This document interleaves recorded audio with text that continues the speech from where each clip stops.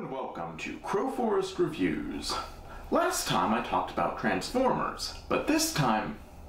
Oh wait, sorry, I need to do this right. Previously on Crowforest Reviews. Let's talk about Transformers.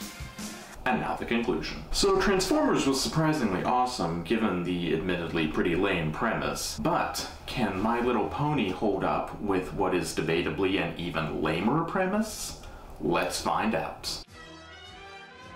So we start out with some backstory, briefly outlining the history and mythology of the land of Equestria, narrated to us by our protagonist, Twilight Sparkle, who is deep in her magical studies. So deep, in fact, that she's only just then getting to what proves to be the single most famous story in all of equestrian history.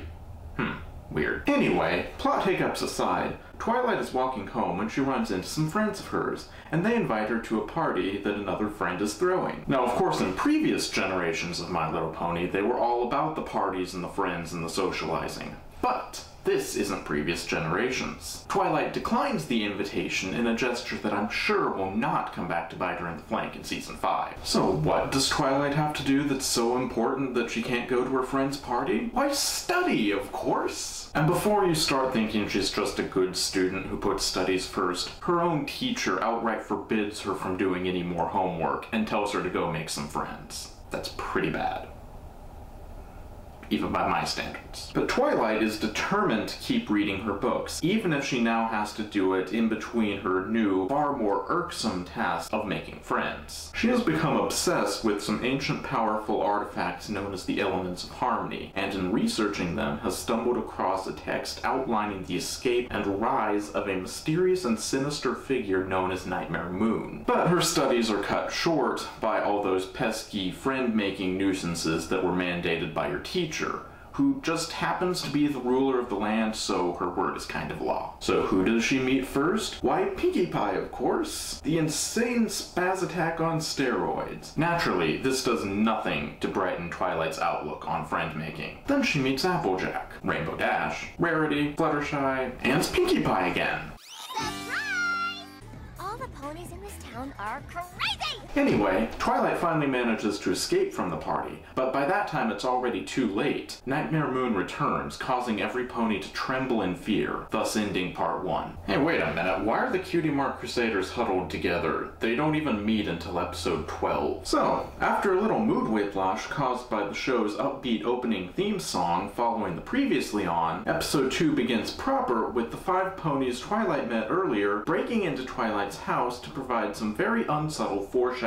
So they all go off into the spooky forest, don't ask, they just do, where they have all kinds of wacky adventures that perfectly showcase all of their respective talents. Wow, how dramatically convenient! And also, some of their solutions are just weird. When they come across a demon tree, which is apparently a thing in that world, how do they try to defeat it? With a song number, of course!